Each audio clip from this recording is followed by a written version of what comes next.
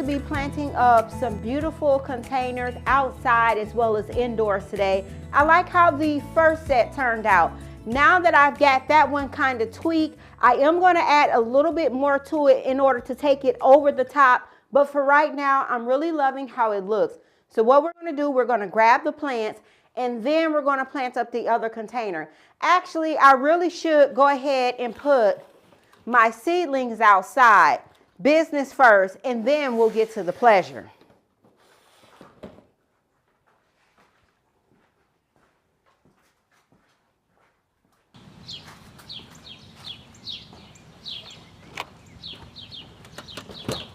Now we'll grab the plants and then we'll start working on that arrangement.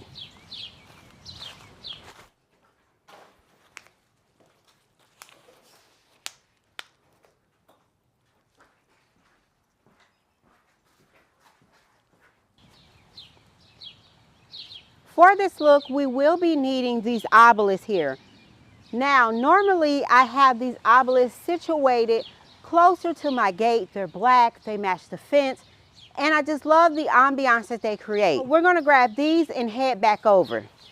Now, although these containers are very small, I can pack a lot of plants in them if that's what I choose to do. But for this arrangement right here, I want it to be elegant because I want to still be able to show the structure of the plants. I want to still be able to show the structure and everything inside of it, versus when I use these in the summertime, I like to give it, you know, a different type of feel depending on what type of vibe I'm going for that year and that season. Now I'm going to scoot this back a little bit because my Azelas is competing with my fence. So I'm going to scoot the whole entire column just slightly back so my Azelas is not resting on my fence, and then we'll start planting this up.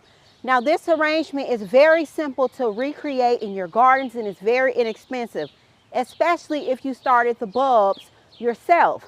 These Azelas, I like them because it's easy for you to get your hands in between them. So I start off by taking just a wreath, a wooden wreath, and you can find these grapevine wreaths very inexpensive at Hobby Lobby. You can find them at Michael's. And if you're shopping Hobby Lobby and shopping the 40% off sale, where one week they feature some items at 40% and then the next week they feature other items, when I see the grapevine wreaths on sale, I stock up in all different sizes because, you guys, the possibilities are endless with these grapevine wreaths, and they just elevate your containers to another level. All right, so we're just gonna come and we're gonna set this on top of this, and it fits perfectly inside here. What you can do is you can take your soil, move your soil back a bit, because you gotta have room for your plants to go in. Set the wreath down, but go ahead and put your plants in on the inside. Now,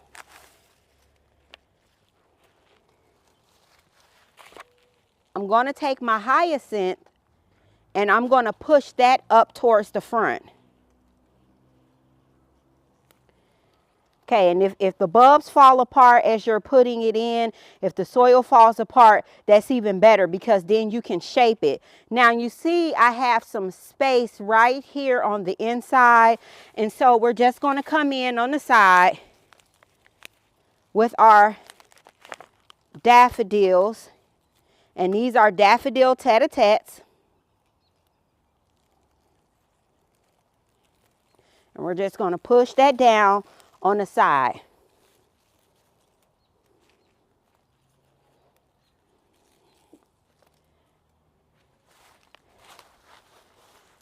Right on the other side, we do the same exact thing. So we take our daffodil and we just push it down on the inside. And you can kind of turn it.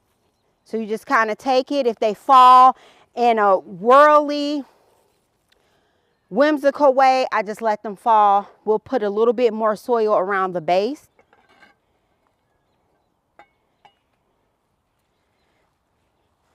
And then we're going to just cover our bulbs back up with a little bit of soil here. I have some moss here.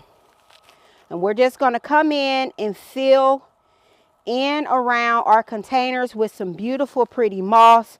You guys, this is so gorgeous. I wish you all could see it in person. Anywhere you have a gap, you want to go ahead and stuff some moss in that area.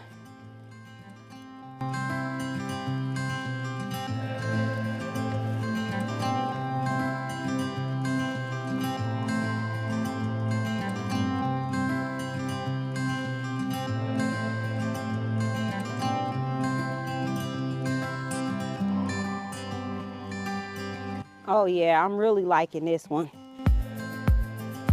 because adding that moss at the front just almost acts as a position holder for our hyacinth and pushes it all the way back.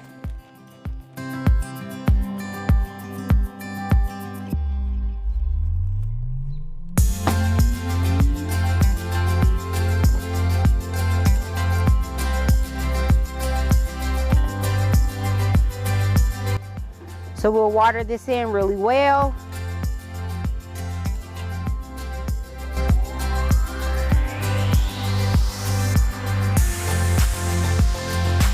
Oh.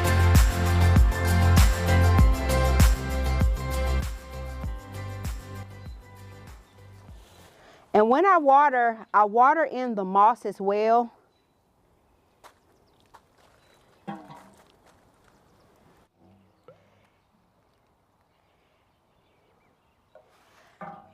And when I water in the moss, it to me helps it conform, take shape a little bit better, and it just gives it a more realistic look. And so your moss doesn't fade out in color quicker. You want to make sure when you water your plant, also throw a little bit of water on top of the moss as well. Around the front, you can see where there is some spaces still. See that? Now I could go in and add more moss around here, but I kind of do want some of the soil showing through.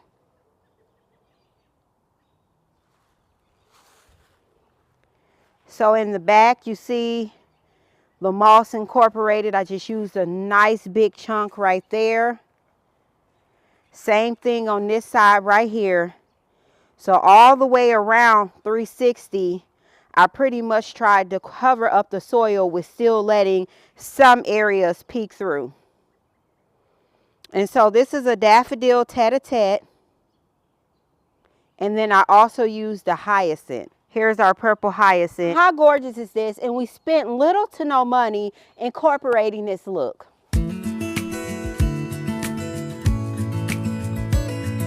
This will be perfect for what we're going to use them for. So we are going to pick different sizes in order to make this arrangement stand out and just, you know, look really appealing to the eye. Thinking that we need to go with something more along the size of this. Now with these pots right here, they're aged, and I like them because they have a rustic feel. These have been part of my collection for quite some time. So I'm going to go with the ones that have the variation with some of the brown showing. And all of this will make sense in a moment. So we'll go with this one. And then this one right here, it has the brown patina on it, but not as much as this one right here. So we'll take both of these in order to give another vibe and pull the aesthetics all back in together. Now I'm going to grab these two smaller ones right here, and we may or may not use these, but for right now, the look that I'm going for, I think we do need to add these as part of the collection. We're going to set the containers down, and then we're going to make a quick run. We're going to run to the bookstore because I am looking for Martha Stewart's first book, Entertaining. Then we're going to pick up a tray. We're going to make a quick run, and I'm going to let you all in on another secret here. And then from there, we'll come back, we'll plant up a collection, and then we'll do a little bit of work in the tea room. The store attendant sent me in this direction. Let's pan around and see if we can find any of the Martha Stewart books. So we'll start from here. Baking, bread and muffins, cakes, cookies. I'm not seeing anything. Let's turn this way over here. I don't see anything just yet. All right. Hold on, right there. Okay, can you guys see the Martha Stewart books? Right here. All right, so now I want to just go title by title and see if I can see the book that I'm looking for. Absolutely not, but I do want to check this book out and see what it's about. Nope, I'll pass on that one because it's a little dingy from the start. Of course, we couldn't find the Martha Stewart book that I was looking for. I called around to different Barnes and Nobles, and then it hit me, since this was an older title, let's go to like a secondhand bookstore. I want to stay on the hunt looking for this book because I definitely want to read it and just, you know, kind of gather my own thoughts from the situation.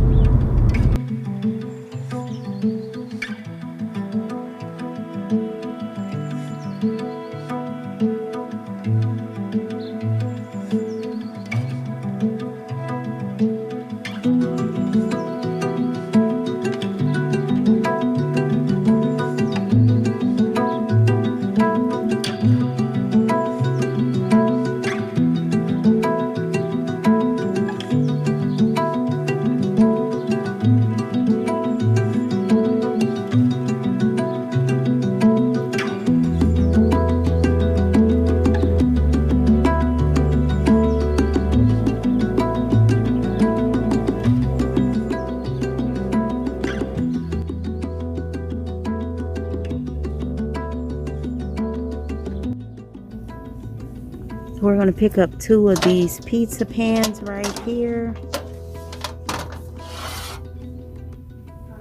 I think these will absolutely work. They're big. They have a pretty good thickness to them, so they'll definitely work for what we're using them for.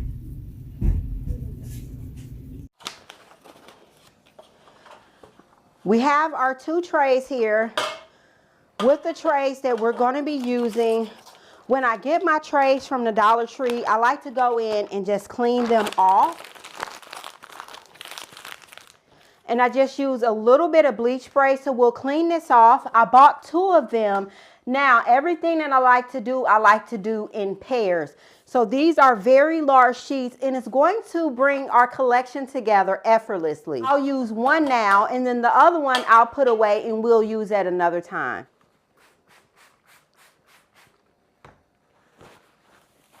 So I just use a little bit of bleach spray. And then I also like to rinse it out as well. So that way none of the residue is left on the container, on the surface rather. Set this down in the tea room, and then we'll head to another room because we got to grab some elements from that room to bring back in the tea room so everything will be complete. This teapot set was moved here to make room for a tree install in another room in my home. The stand is moving back to its original location, but the teapots need to move back into the tea room. We are going to move all of these pots here from this stand, and we're going to move them into the tea room. I have the entire collection here from the teapot all the way down to the tiered plates.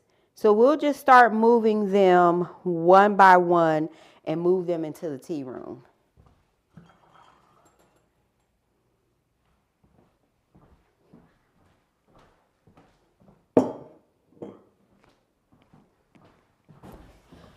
I grabbed a tray to make it easier to move all of these teapot accessories and things. Ooh, one almost fell.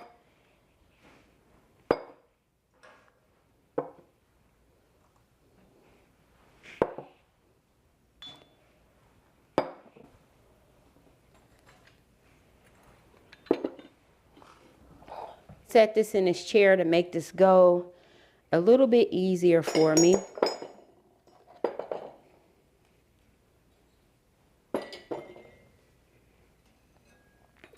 I'll carry this by itself.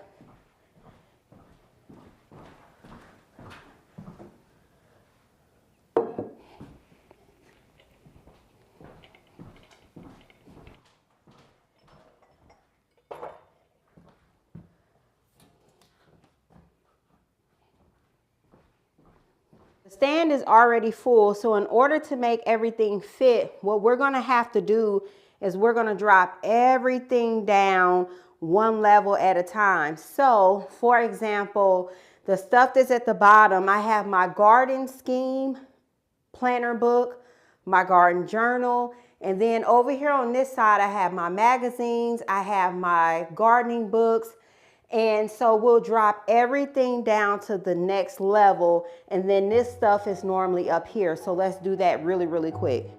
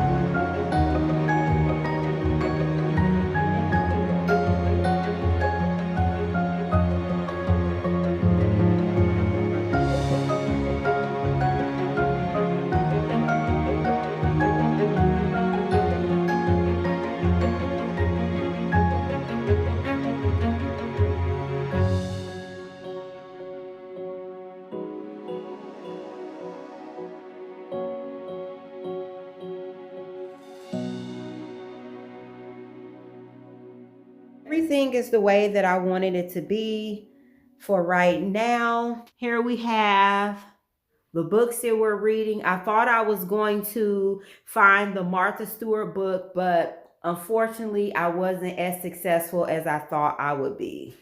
My azaleas are in bloom right now, so I wanted to showcase some of the ones that were in bloom, and they're absolutely beautiful and gorgeous, and they make for the perfect house plant. I mean, look at these clusters of flowers. They look just like roses. I mean, look at this cluster right here. Absolutely beautiful and amazing. Now let's walk over here to the table. Again, I use more azaleas here. Absolutely stunning and beautiful. And I came in and I used some grape hyacinths. How pretty and adorable is that, you all? I brought out some more bird cages. We have some azaleas here. And just look at that. How gorgeous is that? That's a conversation piece all on its own. Now, in this cage right here, I did use some grape hyacinths. They're absolutely beautiful. And right here, again, we have more grape hyacinth in a smaller container. Now, do you all see why I said that we were going to be using the gray pots, but I wanted to have the brown hue in them? Because inside of these cages here, we're using a brown gray terracotta pot, and they speak volumes, and everything just plays together so nicely. And then if we turn this around, you can see that all the way around the containers in this collection here, we have nothing but absolute beauty. We top dress with some moss here, some sheep moss, in every single container. Back to this container here, I did not do any sheet moss on this. And when I potted this up, I made sure I pulled it to the front of the container, and that way it doesn't compete or bump up against the wall. And I do have it sitting in a saucer, and then I also came in and I used some beautiful pot feet, and it just elevates everything. I'm so impressed, and I just love the way everything turned out, and I absolutely just love to do collections like this.